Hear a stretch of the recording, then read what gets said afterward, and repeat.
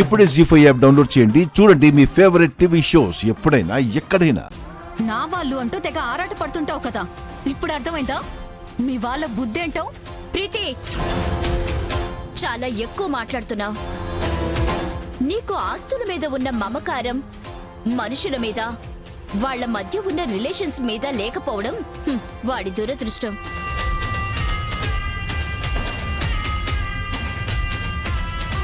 చూడు ప్రీతి, ఎవరు బాధపడ్డారు, ఎవరు కష్టపడ్డారు, ఎవరి కష్టం మీద ఒక మెట్టు ఎక్కగలిగాను అనేది పక్కన పెడితే అందరి సమిష్టి కృషితోనే ఇవాళ్ల మనం ఈ స్థాయిలో ఉన్నామన్న మాట మాత్రం వాస్తవం.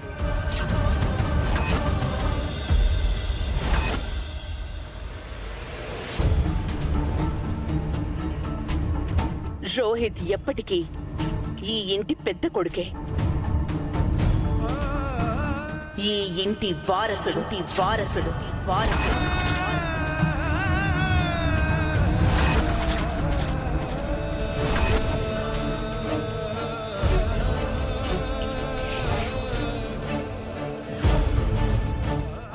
అలాంటప్పుడు ఆస్తి ఇవ్వడానికి ప్రాబ్లం ఏంటి పిన్ని?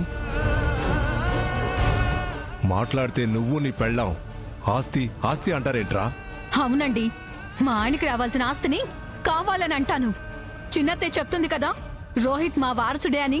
అలాంటప్పుడు తనకి ఆస్తిలో వాటా ఇవ్వడానికి నష్టం ఏంటి? దాంతో తను వ్యాపారం చేసుకొని పైకి ఎదగాలనుకోవడం తప్ప?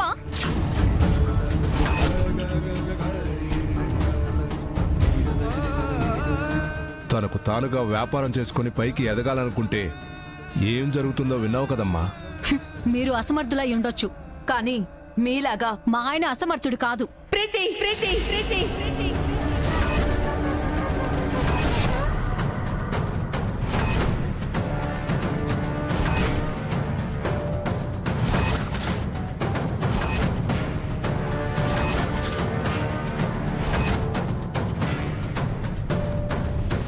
మాటలు మాటలు జాగ్రత్త, జాగ్రత్త, జాగ్రత్త.